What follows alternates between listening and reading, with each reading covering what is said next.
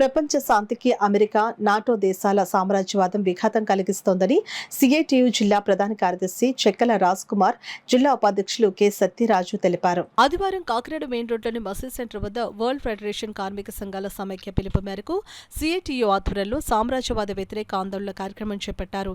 ఈ సందర్భంగా సిఐటియు నాయకులు చెక్కల రాజ్ కుమార్, కె సత్యరాజులు మీడియాతో మాట్లాడుతూ ప్రపంచ కార్మిక వర్గం ఈ సామ్రాజ్యవాద యుద్ధాలను వ్యతిరేకించాలని, ప్రపంచ శాంతికై నిలబడాలని పిలుపునిచ్చారు. కార్యక్రమంలో సిఐటియు నాయకులు చంద్రపళ్ల పద్మ, మలకా రమణ, వెంకట్రావు, టి రాజా, మేర్శెట్టి వెంకటరమణ, అనపర్తి ఏడుకొండలు, నాగరాజు, చంద్రశేఖర్, అమృత తదితరులు పాల్గొన్నారు. రోజు ప్రపంచవ్యాప్తంగా యుద్ధాల వలన దేశాల మధ్య అంతర్జాతీయ సంబంధాలు దెబ్బతింటున్నాయి.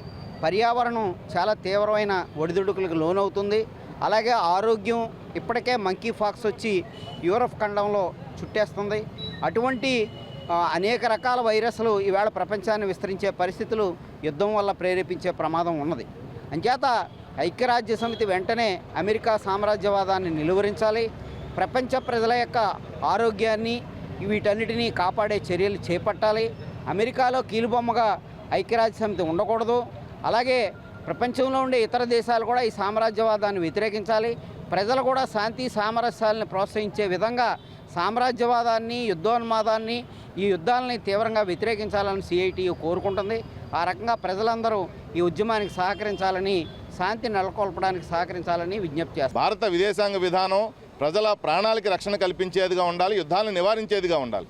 కానీ ఇవాళ మోడీ దాన్ని వ్యతిరేకంగా చేస్తున్నటువంటి పరిస్థితి ఉంది. మరో పక్కన నాటో దేశాలు కావాలని చెప్పి రష్యా సరిహద్దుల్లోకి అణ్వాయుధాలు తీసుకెళ్లేందుకు చేస్తున్నటువంటి ఏర్పాటులో భాగంగా ఇవాళ ఉక్రెయిన్ యుద్ధం అనేటువంటిది ఏర్పాటు చేయడం జరిగింది. అలాగే పాలస్తీనా, ఇజ్రాయెల్ అనేటువంటి దాన్ని రెండు దేశాలుగా ఏర్పాటు చేయడమే మన ముందున్నటువంటి తక్షణ కర్తవ్యం. ఆ రెండు దేశాలు సరిహద్దులు నిర్ణయించి రెండు దేశాలుగా నిర్ణయించడం వల్ల ఈ యుద్ధం పరిష్కారం అవుతుందని చెప్పి మేము భావిస్తూ ఉన్నాం. కాబట్టి సామ్రాజ్యవాదం జరిపేటువంటి యుద్ధాల పట్ల ప్రజలు అప్రమత్తంగా ఉండాలి. ఎందుకంటే యుద్ధం ఎక్కడ జరిగినా దాని మూల్యం మాత్రం పేదలు చెల్లించుకోవాల్సి వస్తుంది.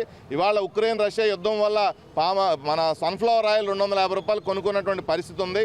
ఇప్పుడు ఇజ్రాయెల్ పాలస్తీనా యుద్ధం కనుక పెరిగితే మనం వాడేటువంటి బండిలో వాడేటువంటి పెట్రోల్ డీజిల్ కూడా కొరత ఏర్పడి మా ఆర్థిక వ్యవస్థ మొత్తం అతలాకుతలం అయ్యేటువంటి ప్రమాదం ఉంటుంది. భారతదేశం నిలబడాలి అంటే ప్రపంచంలో శాంతి ఉంటేనే మనం అభివృద్ధి చెందగలుగుతాం. కాబట్టి శాంతి వైపుగా భారతదేశం నిలబడాలి, ప్రజలు నిలబడాలని చెప్పి మేము విజ్ఞప్తి చేస్తాం.